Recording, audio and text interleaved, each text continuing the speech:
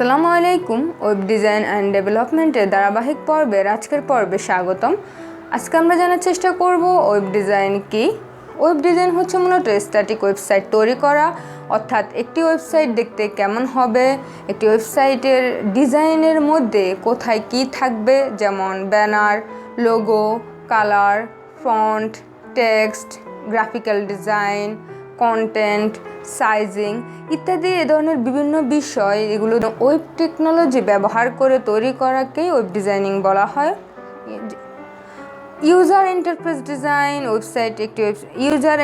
Design একটি ওয়েবসাইটের layout, অর্থাৎ একটি ওয়েবসাইট দেখতে কেমন হবে, একটি ওয়েবসাইটের ডিজাইন কেমন হবে, এই ডিজাইনটা তৈরি করা হচ্ছে মূলত ওয়েব ডিজাইনিং।